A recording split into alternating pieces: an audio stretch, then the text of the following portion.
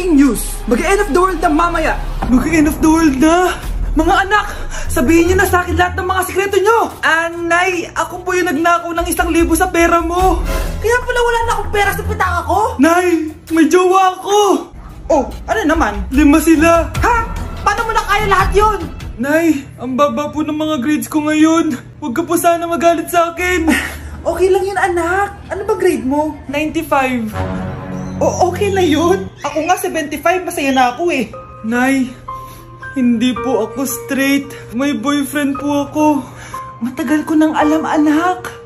Tanggap kita. Thank you, Nay. A few moments later. Mari, mag-end of the world na pala. Oo nga, Mari. Nakakatakot. May kailangan kang malaman, Mari. Ha? Ano yun? Ako yung kabit ng asawa mo. Ha?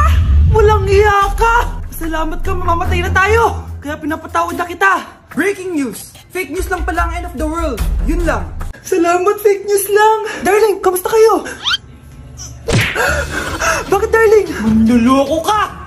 Akala mo di ko alam na kabit mo yung kapbahay natin! Lumayas ka dito! Patawarin mo ako, darling! At least hindi tayo mamamatay! Dahil akong papatay sa'yo!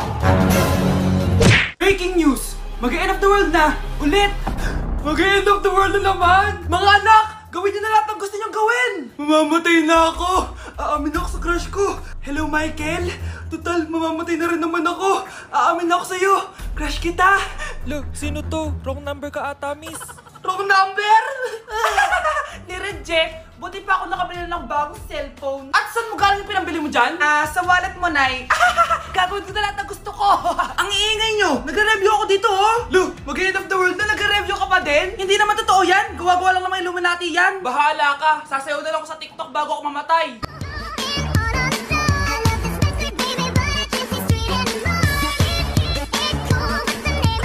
A few moments later. Gusto ko na makita si Lord. Ready na ako mamatay. Akala mo talaga mapupunta ka sa langit? Nananaginip ka ba? Sigurado akong hindi ka sa langit mapupunta! See you! Mahal, bago ako mamatay, may kailangan ka malaman. Ano? May kapit ka na naman? Hindi yun, mahal. Ano na naman? Magkapatid tayo.